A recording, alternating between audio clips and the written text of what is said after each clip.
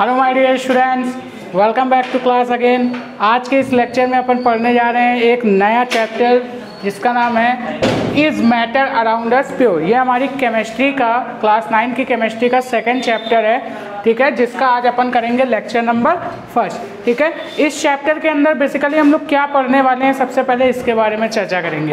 ठीक, तो यहाँ पे देखिए हम लोग क्या पढ़ने वाले हैं। इससे पहले वाले लेक्चर में हमने क्या चैप्टर पढ़ा था? हाँ, मैटर इन आवर सराउंडिंग पढ़ा था, यानी अपने चारों तरफ हमने देखा था कि मैटर पाया जाता है, कुछ सब्सटेंस पाए जाते हैं और वो सब्सटेंस क्या होते हैं, डिफरेंट स्टेट्स में होते हैं। लेकिन आज हम लोग पढ़ेंगे कि जो मैटर है हमारा, यानी कि जो सब्सटेंस पाए जाते हैं उनमें से हमारे कुछ सब्सटेंस प्योर होते हैं और कुछ सब्सटेंस इम्प्योर होते हैं। यानी कि कंक्लूजन क्या निकलता है कि जो मैटर है उसके भी कई सारे टाइप्स होते हैं। बात समझ में आई? कुछ हमारे क्या होते हैं, प्योर होते हैं और कुछ इम्प्योर होते हैं। यानी कि हर तरीके का मैटर, या फिर मैं बोल सकता हूँ हर मैटर प्योर नहीं हो सकता या फिर इम्प्योर नहीं हो सकता। मैटर प्योर भी हो सकता है और इम्प्योर भी हो सकता है। ओके स्टूडेंट्स, तो यहाँ पे देखिए हम लोग क्या देखने वाले हैं। अब यहाँ पर हम लोग देखेंगे मैटर को बेसिकली दो टाइप में डिवाइड किया गया है। और अगर कोई इम्प्योर मैटर हो, इम्प्योर मैटर मतलब मान लीजिए कोई हमारा सब्सटेंस है, उसमें हमारा डस्ट पार्टिकल आ गया या फिर कोई भी हमारा एलॉय बन गया या फिर कोई भी मेटल एक दूसरे मेटल में मिक्स हो गया, ठीक है, तो ये सारे हमारे सब्सटेंस कैसे हो जाते हैं, इम्प्योर सब्सटेंस हो जाते हैं। बात समझ में आई? तो उनको कैसे हम लोग प्योर कर सकते हैं, इसका हम लोग मेथड पढ़ेंगे। जैसे मान लीजिए अगर हमने सैंड वाटर में सैंड को मिला दिया, ठीक है, या फिर कोई मिट्टी मिला दी वाटर में, तो हम अगर वो जो हमने सॉइल उसके अंदर मिलाई है, अगर इसको हम लोग फिल्टर कर दें, ठीक है, तो बाय फिल्ट्रेशन प्रोसेस उसको हम क्या कर सकते हैं, अलग अलग कर सकते हैं। यानी कि इम्प्योर सब्सटेंस को हम लोग प्योर कर सकते हैं कुछ मेथड्स के द्वारा, वो हम इस चैप्टर के अंतर्गत पढ़ेंगे। बात समझ में आती है एकदम अच्छे से? चलिए स्टार्ट करते हैं। तो यहाँ पर हम लोग बेसिकली पढ़ेंगे मैटर के बारे में और देखेंगे कि जो मैटर होता है वो दो टाइप का होता है, ठीक है।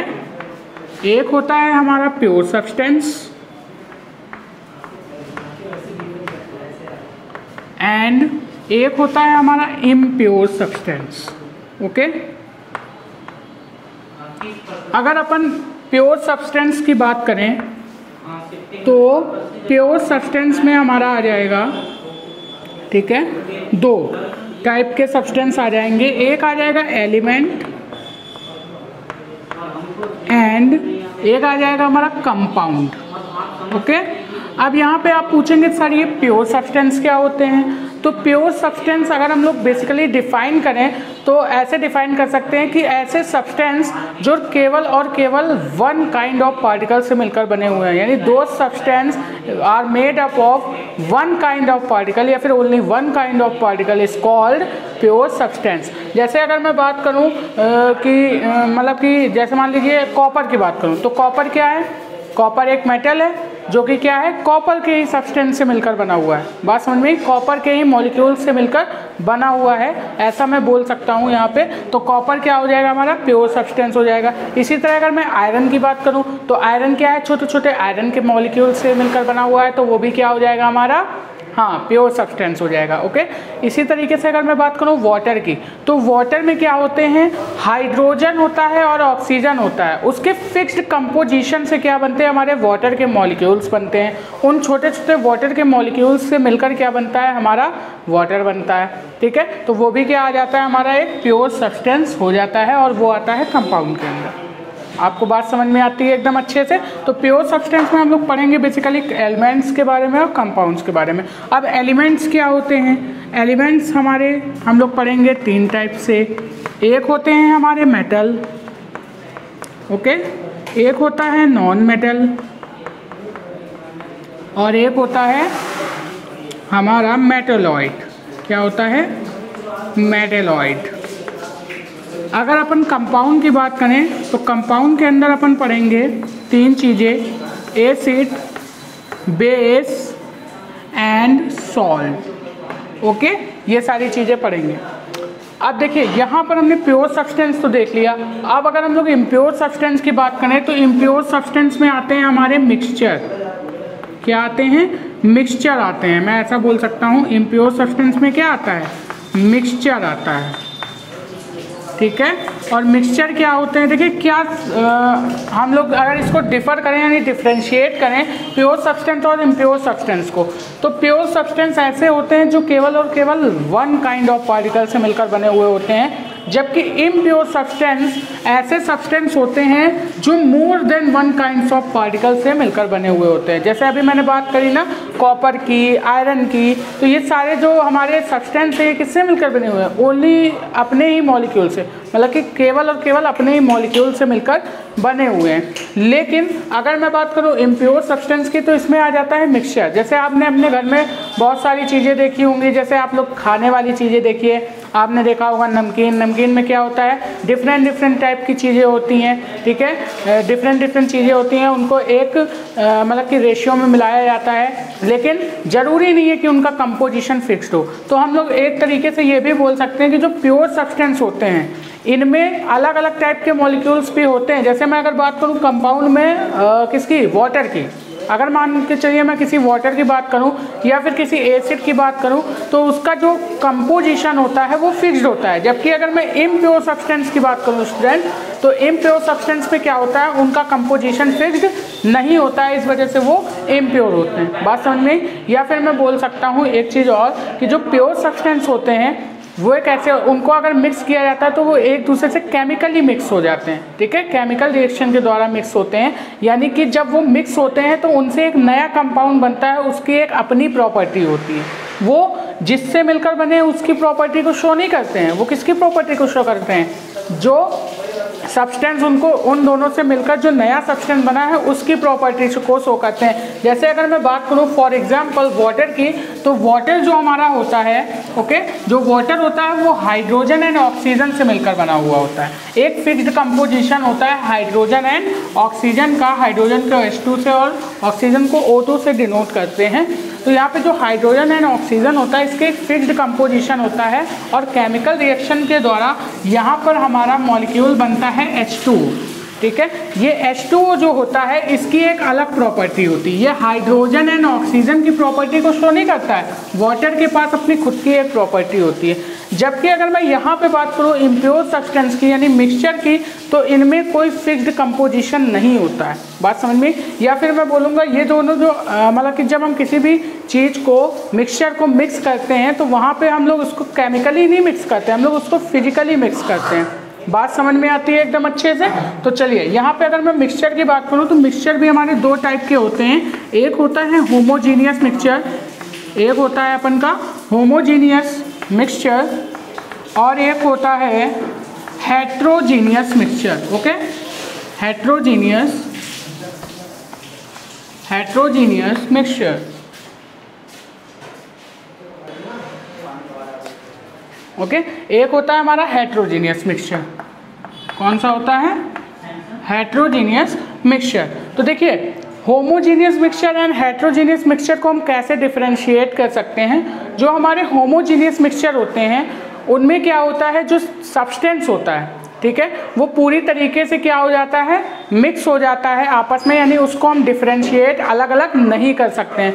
फॉर एग्जाम्पल अगर मैं बात करूं, मान लीजिए हमने ले लिया वाटर एंड ले लिया सॉल्ट। वाटर एंड सॉल्ट का अगर मैं मिक्स करता हूं आपस में, ठीक है, इन दोनों को मिक्स करता हूं, तो इसको मिक्स करने के बाद क्या आप वाटर को सॉल्ट को डिफरेंशिएट कर पाते हैं कि ये रहा वाटर, ये रहा वाटर का गोला, ये रहा सॉल्ट, ऐसा डिफरेंशिएट कर पाते हैं क्या? अगर आपने मिक्स कर दिया तो वहाँ पे क्या हो जाता है, वाटर पूरा मतलब जो सॉल्ट होता है वो क्या हो जाता है, पूरा उसमें वाटर के अंदर घुल जाता है। तो हम क्या कर पाते हैं, उसको डिफरेंशिएट नहीं कर पाते हैं कि वाटर कहाँ पे और सॉल्ट कहाँ पे। बात समझ में आती है एकदम अच्छे से। लेकिन यहाँ पे ये दोनों क्या होते हैं, फिजिकली यहाँ पे हो जाते हैं हमारे मिक्स, केमिकली रिएक्शंस नहीं होती हैं। बात समझ में आती है एकदम अच्छे से।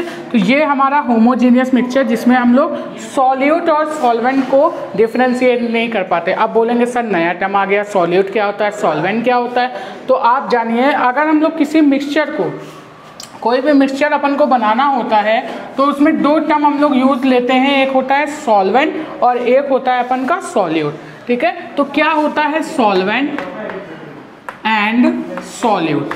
ओके, अगर मैं सॉल्वेंट और सॉल्यूट की बात करूं तो सॉल्वेंट क्या होता है, जो लार्ज क्वांटिटी में सब्सटेंस होता है, जो लार्ज क्वांटिटी में, मिक्सचर के अंदर लार्ज क्वांटिटी में जो सब्सटेंस होता है उसको अपन बोलते हैं सॉल्वेंट, एंड जो स्मॉल क्वांटिटी में सब्सटेंस होता है मिक्सचर के अंदर उसको अपन बोलते हैं सॉल्यूट। या फिर मैं ऐसा बोलूँगा एक दूसरी लैंग्वेज में, ठीक है, कि सॉल्वेंट वो होता है जिसके अंदर सब्सटेंस को मिक्स किया जाता है, और सॉल्यूट वो होता है जिस सब्सटेंस को मिक्स किया जाता है। बात समझ में आती है एकदम। जैसे अगर मैं बात करूं, वही एग्जांपल ले लेता हूं वाटर एंड सॉल्ट का, किसका, वाटर एंड सॉल्ट का एग्जांपल ले लेता हूं। तो अगर मैं बात करूं तो क्या ऐसा होता है कि हम लोग कभी भी सॉल्ट में वाटर को मिक्स करते हैं? ऐसा तो नहीं होता, हमेशा वाटर में सॉल्ट को मिक्स करते हैं। ऐसा ही तो होता है। जैसे मान लीजिए हमको कभी शरबत बनाना हुआ या फिर कोई भी ड्रिंक बनानी हुई तो हम लोग क्या करते हैं, कभी भी सॉल्ट ऐड करते हैं तो वाटर के अंदर ऐड करते हैं। तो जिसमें ऐड करते हैं वाटर क्या होता है, लार्ज क्वांटिटी में होता है, तो वाटर क्या हो जाएगा, हमारा सॉल्वेंट हो जाएगा। बस केमिस्ट्री की लैंग्वेज में उसको एक अलग टर्म से डिवाइड मतलब डिनोट किया जाता है।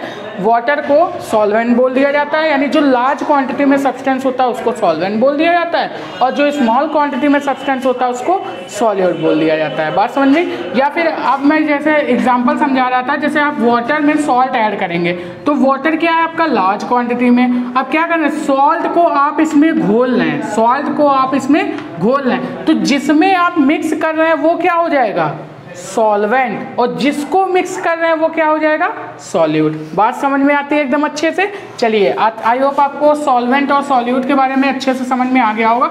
तो यहाँ पर हम लोग जो हेट्रोजीनियस मिक्सचर होता है, सॉरी होमोजीनियस जो मिक्सचर होता है, इसमें सॉल्यूट और सॉल्वेंट को हम लोग डिफ्रेंशिएट नहीं कर पाते हैं, जबकि जो हेट्रोजीनियस मिक्सचर होता है, ठीक है, इसमें क्या होता है, हम लोग सॉल्यूट और सॉल्वेंट को आराम से डिफरेंशिएट कर पाते हैं। अगर मैं इसके एग्जाम्पल की बात करूं तो इसका एग्जाम्पल अपन का हो जाता है वाटर एंड सैंड का मिक्सचर, या फिर मैं ऐसे लिख सकता हूं मिक्सचर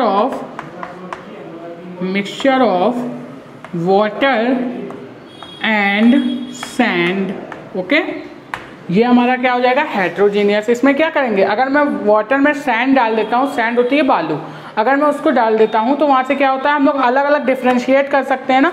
या फिर मैं अगर डाल दूँ यहाँ पे ऑयल डाल देता हूँ वाटर के अंदर, तो ऑयल को क्या कर सकता हूँ, ऑयल और वाटर को मैं अलग अलग डिफ्रेंशिएट कर सकता हूँ। तो ये कैसा मिक्सचर होगा, हमारा हेट्रोजीनियस मिक्सचर होगा। बात समझ में आती है? तो इस तरीके से हम लोग डिफ्रेंशिएट करेंगे कि कौन से हमारे सब्सटेंस प्योर हैं और कौन से सब्सटेंस हमारे इम्प्योर हैं। बात समझ में आती है? तो जल्दी से पहले आप लोग ये चार्ट नोट करिए, इसके बाद अपन पढ़ते हैं एक एक करके इनको डीप में। ओके, जल्दी से नोट करिए इसको। चलिए, चार्ट नोट हो गया ना आपका।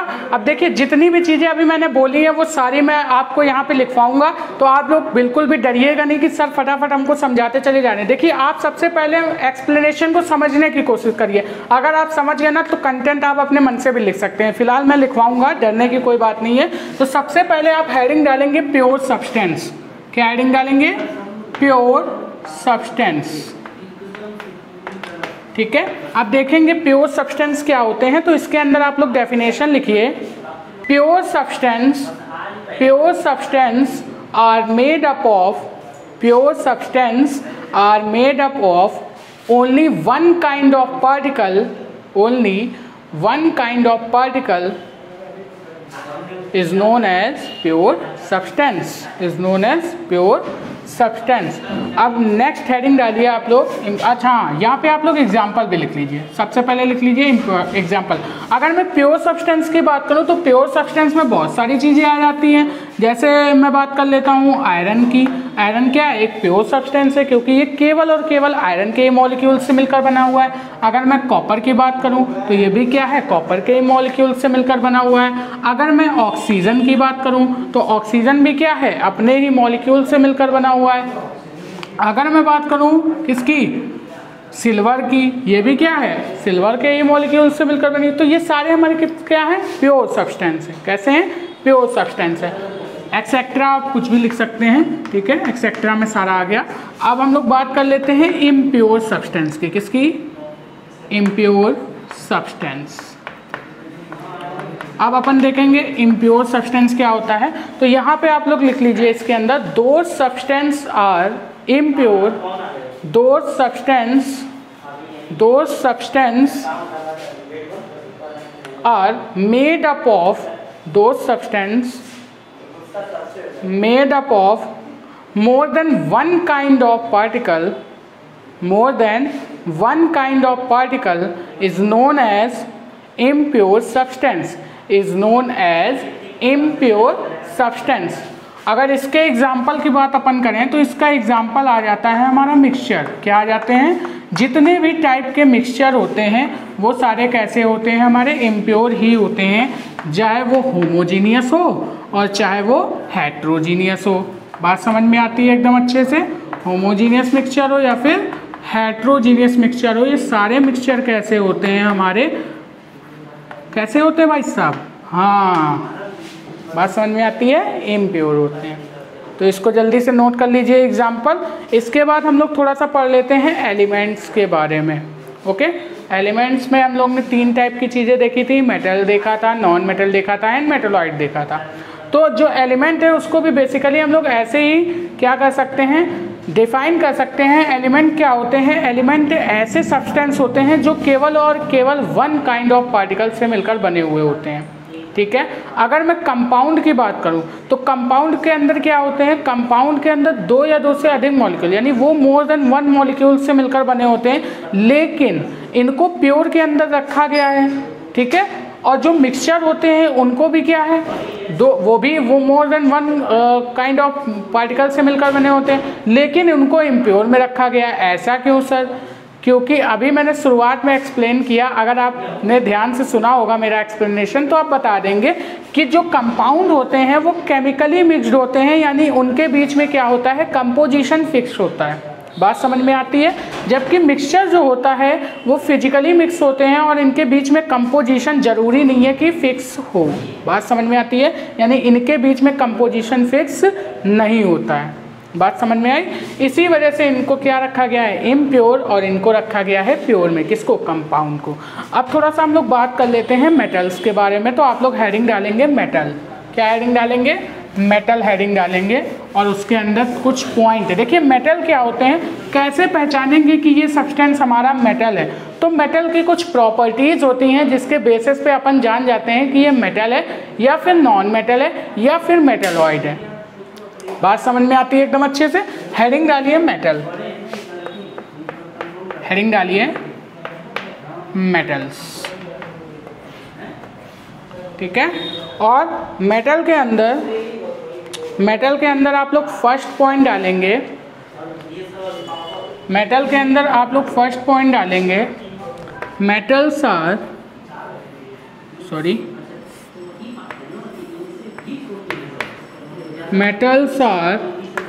मैलेबल. कैसे होते हैं ये? मैलेबल होते हैं. ये कैसे होते हैं? मैलेबल होते हैं. मैलेबल का मतलब क्या होता है कि इनको एक चादर के फॉर्म में कन्वर्ट किया जा सकता है. बात समझ में? यानी इनको क्या किया जा सकता है? ठोक पीट के एक चादर के फॉर्म में कन्वर्ट किया जा सकता है. बात समझ में? दूसरा क्या होता है? ये डक्टाइल होते हैं. कैसे होते हैं? डक्टाइल. ठीक है. बात समझ में आई? ये कैसे होते हैं? डक्टाइल होते हैं, यानी इनको एक थिन वायर के फॉर्म में भी कन्वर्ट किया जा सकता है, यानी इनको इलोंगेट किया जा सकता है, बढ़ाया जा सकता है, वायर के फॉर्म में कन्वर्ट किया जा सकता है. ठीक है. नेक्स्ट पॉइंट आप लोग लिखेंगे इसी के अंदर, gold and silver are best malleable and ductile metal. अगर मैं यहाँ पे बात करूँ एग्जाम्पल की कि मैलेबल एंड डक्टाइल, तो इसमें देखिए वैसे तो सभी मेटल्स हमारे होते हैं जो मैलेबल होते हैं और डक्टाइल भी होते हैं, लेकिन इनमें अगर बेस्ट एग्जाम्पल, बेस्ट मैलेबल या फिर डक्टाइल सब्सटेंस की बात करें, मेटल की बात करें, तो वो हमारा होता है गोल्ड, और उसमें हमारा सिल्वर भी आता है. बात समझ में? और सिल्वर क्या होता है? बहुत ही शाइनी होता है. गोल्ड क्या होता है? बहुत ही शाइनी. वैसे तो सारे मेटल्स क्या होते हैं, इनमें प्रॉपर्टी ही होती है कि ये क्या कैसे होते हैं? शाइनी होते हैं. तो मैं अभी नेक्स्ट पॉइंट लिखवाऊंगा कि ये कैसे होते हैं? शाइनी होते हैं. इनमें एक अजीब टाइप की चमक होती है, जैसा कि अभी आप लोगों ने देखा होगा सिल्वर, गोल्ड, इनमें क्या होता है? बहुत ही शाइनी होने के कारण इनका यूज़ हम लोग ज्वेलरी में भी करते हैं. बात समझ में आती है? तो यहाँ पर जल्दी से आप लोग लिखिए नेक्स्ट पॉइंट, ये वाला लिख लिया ना, gold and silver are the best malleable and ductile ductile, ठीक है, सब्सटेंस या फिर मेटल लिख सकते हैं आप। एंड नेक्स्ट पॉइंट लिखिए, metal are a good conductor of, metal are a good conductor of electricity. Metal क्या होते हैं, हमारे गुड कंडक्टर होते हैं इलेक्ट्रिसिटी के। अगर मैं एग्जांपल की बात करूं तो एग्जांपल में आप लोगों ने देखा होगा, जब किसी फैन होता है या फिर कहीं पे आपकी वायरिंग होती है जब घरों में, ठीक है, जहाँ से लाइट आती है, तो उसमें आपने वायर को कभी छील के देखा होगा, तो उसमें क्या होता है, अंदर कॉपर होता है। बात समझ में, कॉपर होता है, या फिर हमारा क्या होता है, एल्यूमिनियम होता है। बात समझ में, तो ये सारे क्या होते हैं, जो कॉपर एंड एल्यूमिनियम होते हैं, ये गुड कंडक्टर होते हैं इलेक्ट्रिसिटी के। और ये क्या होते हैं, हमारे मेटल्स ही होते हैं। तो ये क्या होते हैं, गुड कंडक्टर होते हैं इलेक्ट्रिसिटी के। इसी वजह से इनका यूज़ हम लोग किस में करते हैं, घरों की वायरिंग में करते हैं।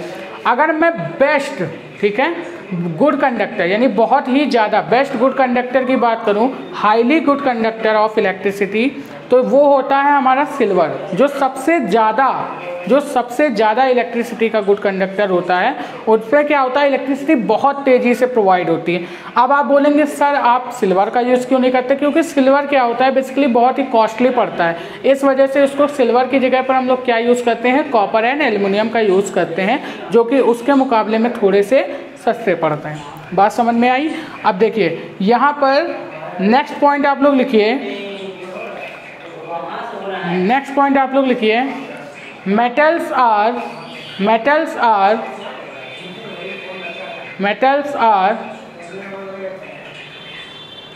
Conduct heat also, metals are conduct heat also, यानी कि ये इलेक्ट्रिसिटी के तो कंडक्टर होते ही होते हैं, लेकिन साथ ये क्या करते हैं, हीट को भी कंडक्ट करते हैं। जैसे अगर मैं आयरन की बात करूं, अगर आप लोग आयरन की एक रॉड ले लें और उस रॉड के एक सिरे को यानी कि एक एंड को आप लोग हीट दें, तो देखेंगे कुछ देर बाद क्या होता है, दूसरा एंड भी हीट हो जाता है। बात समझ में आती है। तो यहाँ पे क्या होता है, ये हीट के भी कंडक्ट, मतलब कि ये लोग हीट को भी कंडक्ट करते हैं, इसके भी ये क्या होते हैं, कंडक्टर, गुड कंडक्टर होते हैं। बात समझ में आती है। नेक्स्ट पॉइंट लिखिए। देखिए अगर बात समझ में आ रही है तो जल्दी से इस वीडियो को क्या कर देंगे, आप लोग लाइक कर देंगे, ठीक है। मज़ा आ रहा है वीडियो में तो जल्दी से शेयर करिए अपने दोस्तों में भी। नए हैं हमारे चैनल पे तो सब्सक्राइब करिए चैनल को, ओके, ताकि आपको अगले लेक्चर की नोटिफिकेशन सबसे पहले मिल पाए। बात समझ में आ रही है। तो चलिए नेक्स्ट आगे इसका पॉइंट लिखिए। नेक्स्ट पॉइंट लिखिए, metal are sonorous and shiny. Metals are sonorous and shiny. Sonorous का मतलब क्या है कि जैसे मान लीजिए अगर हम मेटल को किसी भी चीज़ से चोट देते हैं या फिर मान लीजिए उसको अगर हम लोग कुछ करते हैं तो वो बजना चालू होता है, ठीक है। सोनोरस का मतलब क्या होता है, उनसे एक ध्वनि उत्पन्न होती है, उनसे एक आवाज़, साउंड प्रोड्यूस करते हैं। बात समझ में। एंड शाइनी होते हैं। बात समझ में आ रही है, यानी वो शाइन करते हैं। जैसा कि अभी मैंने एग्जांपल बताया था सिल्वर एंड गोल्ड। बाकी तो वैसे सभी मेटल्स में शाइन होती है, एक अजीब टाइप की अलग से शाइन होती है, ठीक है। नेक्स्ट अगर हम लोग बात करें तो मेटल आर हार्ड। मेटल कैसे होते हैं, बहुत ही हार्ड होते हैं। अगर आपने आयरन को देखा होगा तो आयरन क्या होता है, बहुत ही ज़्यादा हार्ड सब्सटेंस होता है, ठीक है। लेकिन इसमें एक एक्सेप्शन भी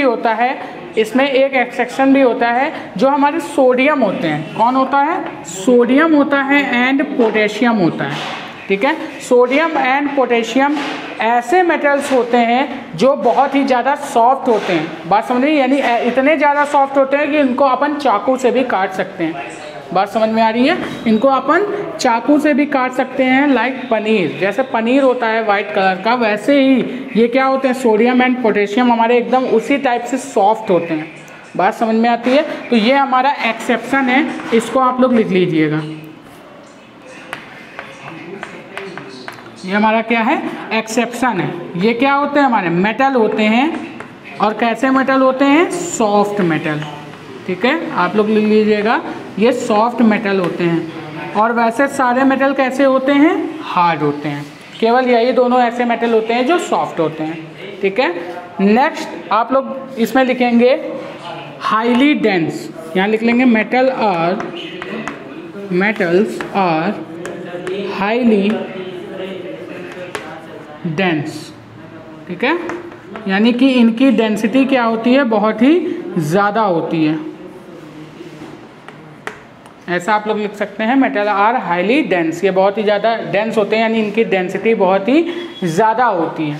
ठीक है, जिसकी वजह से इनके मॉलिक्यूल्स क्या होते हैं, आपस में एक दूसरे को इंटरेक्ट करके रखते हैं। बात समझ में, तभी ये कैसे होते हैं, सॉलिड फॉर्म में पाए जाते हैं और बहुत ही ज़्यादा हार्ड होते हैं।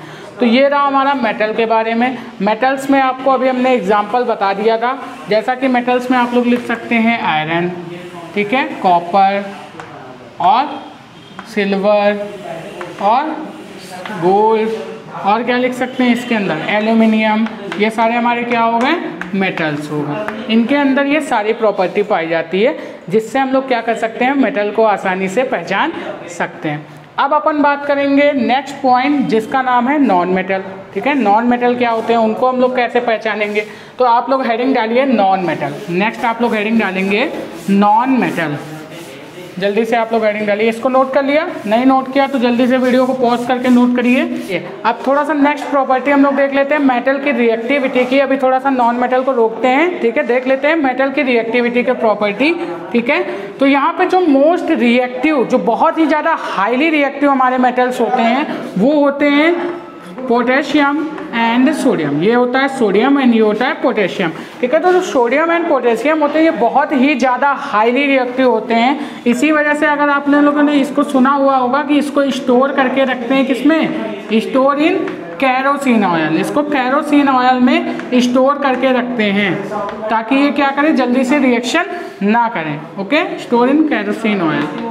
बात समझ में आती है, क्योंकि ये बहुत ही ज़्यादा हाईली रिएक्टिव होते हैं, इतने ज़्यादा कि ये रूम टेम्परेचर पे ही रिएक्शन करने लगते हैं। ठीक है, अगर मॉडरेट रिएक्शन की बात करें तो मॉडरेट रिएक्शन में आ जाता है हमारा आयरन एंड जिंक। ठीक है, आयरन एंड जिंक क्या होता है, इनमें जो रिएक्शन होती है वो क्या होती है, मॉडरेट होती है, ना ज़्यादा हाई होती है ना ही ज़्यादा लो होती है। अगर मैं लीस्ट रिएक्टिव की बात करूँ तो वो होता है हमारा, ठीक है, गोल्ड होता है एंड सिल्वर होता है। ठीक है, ये हमारे ऐसे सब्सटेंस होते हैं जिनका ऑर्डर होता है। अगर मैं हाईली रिएक्टिव की बात करूँ तो सबसे ज़्यादा यही दोनों होते हैं। उसके बाद अगर मैं मॉडरेट की बात करूँ तो हमारा आयरन एंड जिंक आ जाता है। एंड अगर लीस्ट की बात करूँ सबसे कम तो ये आ जाता है हमारा कौन कौन से, मतलब कि हमारा गोल्ड आ जाता है एंड सिल्वर आ जाता है। बात समझ में आती है। अब आप लोग इसको जल्दी से नोट करिए, फिर हेडिंग डालेंगे नॉन मेटल। अब देखिए स्टूडेंट्स, अपन बात कर लेते हैं यहाँ पे नॉन मेटल के बारे में। तो जो हमारे मोस्टली नॉन मेटल्स होते हैं वो गैसियस फॉर्म में पाए जाते हैं। ठीक है, यहाँ पे एक हमारा नॉन मेटल होता है ब्रोमीन, जो कि हमारा लिक्विड फॉर्म में पाया जाता है। एंड नेक्स्ट होता है आयोडीन, जो कि हमारा सॉलिड फॉर्म में पाया जाता है। लेकिन ज़्यादातर जितने भी हमारे नॉन मेटल्स होते हैं वो हमारे किस फॉर्म में पाए जाते हैं, गैसियस फॉर्म में पाए जाते हैं। बात समझ में आती है। केवल यही दो ऐसे हमारे नॉन मेटल्स हैं जो किस फॉर्म में पाए जाते हैं, लिक्विड एंड सॉलिड फॉर्म में पाए जाते हैं। ठीक, एंड नेक्स्ट हमने क्या देखा कि ये इलेक्ट्रिसिटी के गुड कंडक्टर नहीं होते हैं। बात समझ में आई। ये क्या होते हैं, they do not conduct electricity, यानी ये इलेक्ट्रिसिटी को कंडक्ट नहीं कर पाते हैं। ठीक है, यानी कि ये इलेक्ट्रिसिटी के गुड कंडक्टर नहीं होते हैं। नेक्स्ट अगर बात करें तो they are not conductor of electricity, sorry they are not conductor, दो बार हो गया, they are not conductor of heat also. यहाँ पे क्या हो जाएगा, हीट, यानी कि ये क्या होते हैं, इलेक्ट्रिसिटी के साथ साथ हीट को भी कंडक्ट नहीं कर पाते हैं, यानी हीट के भी ये अच्छे कंडक्टर नहीं होते हैं। बात समझ में आती है।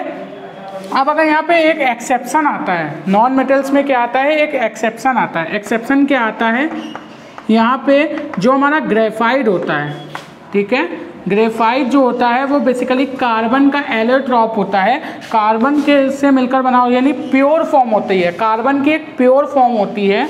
ठीक है, ये क्या होता है, कार्बन का प्योर फॉर्म होता है। ये केवल एक ऐसा सब्सटेंस, एक ऐसा नॉन मेटल होता है जिसमें क्या होती है, इलेक्ट्रिसिटी आसानी से फ्लो होती है, यानी हम ऐसा बोल सकते हैं ये क्या होता है, कंडक्टर ऑफ इलेक्ट्रिसिटी होता है, कंडक्टर ऑफ इलेक्ट्रिसिटी होता है। इसी वजह से इसका यूज़ किस में किया जाता है, सेल्स में किया जाता है, इलेक्ट्रोड के फॉर्म में। ठीक है, जो हमारे सेल होते हैं उनमें इलेक्ट्रोड के फॉर्म में इसका यूज़ किया जाता है, किसका, ग्रेफाइट का। ठीक है, ये हमारा एक एक्सेप्शन है, ये नॉन मेटल ही होता है। और ये क्या होता है, कार्बन का एलोट्रॉप होता है, बेसिकली प्योर फॉर्म होती है कार्बन की। ठीक है, बात समझ में आती है एकदम अच्छे से। अगर मैं बात करूँ यहाँ पे सेकंड एलोट्रॉप, सेकंड कार्बन के एलोट्रॉप की बात करूँ, ठीक है, सेकंड कार्बन का जो एलोट्रॉप है वो होता है हमारा डायमंड। ठीक है, ये भी हमारा एक एक्सेप्शन है, ये भी क्या होता है, हमारा नॉन मेटल होता है। ये ऐसा नॉन मेटल होता है जो कि बहुत ही हार्डेस्ट फॉर्म होती है। क्या होता है? बहुत ही हार्ड होता है, वेरी हार्ड सब्सटेंस। बात समझ में? ये इतना ज़्यादा हार्ड होता है कि इसको हम लोग मेटल से भी हार्ड बोल सकते हैं। बात समझ में आ रही है ना? तो ये भी हमारा एक्सेप्शन होता है, ठीक है, क्योंकि नॉन मेटल बेसिकली इतने हार्ड नहीं होते हैं। बात समझ में आती है ना? क्योंकि वो जनरली गैसियस फॉर्म में होते हैं या फिर लिक्विड फॉर्म में होते हैं, ठीक है। लेकिन ये क्या होता है? बहुत ही ज़्यादा हार्ड सब्सटेंस होता है। तो ये आप लोग याद रखिएगा कि डायमंड क्या है? एक ऐसा नॉन मेटल है जो कि बेसिकली बहुत ही ज़्यादा हार्ड होता है और सॉलिड फॉर्म में पाया जाता है। भाई हार्ड है तो सॉलिड फॉर्म में ही पाया जाएगा।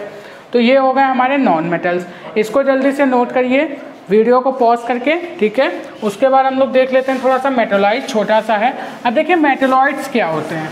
मेटलॉइड्स हम ऐसे ही बता देते हैं क्या होते हैं। मेटलॉइड्स जो हमारे मेटल एंड नॉन मेटल दोनों की प्रॉपर्टीज़ को शो करते हैं, या फिर ऐसा बोल सकते हैं जो कि मेटल और नॉन मेटल दोनों से मिलकर बने होते हैं, उन्हें बोलते हैं मेटलॉइड्स। बात समझ में आई? तो यहाँ पे आप लोग हेडिंग डाल लीजिए मेटलॉइड्स, और इसमें लिखिए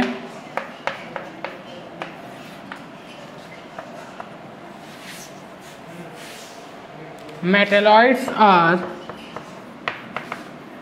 लिखिए अपन metalloids are show metal shown metal and show property of metal and non metal both. Okay,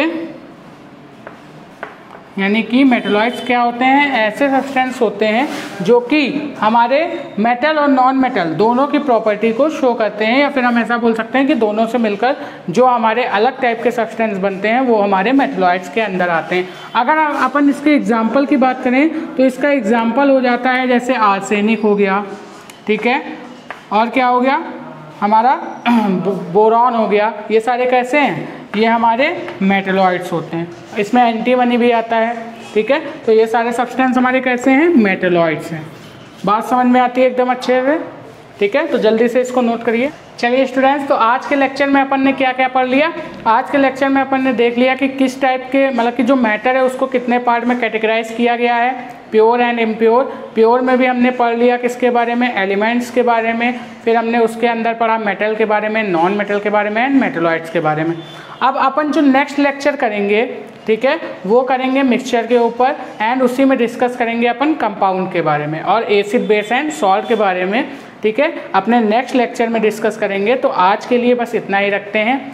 आप लोग इतना अच्छे से पढ़िएगा। जो भी डाउट हो, कन्फ्यूज़न हो आपको पढ़ने के बाद, तो आप क्या करिएगा, उसको कमेंट बॉक्स में हमसे डिस्कस करिएगा, ठीक है। तो अगर आपको यह वीडियो अच्छी लगी हो तो वीडियो को लाइक करिएगा, अपने दोस्तों में शेयर कीजिएगा, एंड चैनल पे नए हैं तो चैनल को सब्सक्राइब कीजिएगा, क्योंकि भाई सेकंड लेक्चर देखना है ना आपको। अगर सेकंड लेक्चर देखना है तो भाई सब्सक्राइब करना ही पड़ेगा, ताकि नोटिफिकेशन आपको जल्दी से मिले ना, तभी तो आप लोग देख पाओगे हमारा चैनल अच्छे से। चलिए, तो आप देखिए नेक्स्ट वीडियो में मिलेंगे हम लोग अपने नए नए कंटेंट के साथ, मिक्सचर के कॉन्सेप्ट के साथ। तो आज के लिए इतना ही, बाकी मिलेंगे अगले लेक्चर में, ठीक है। Bye bye students.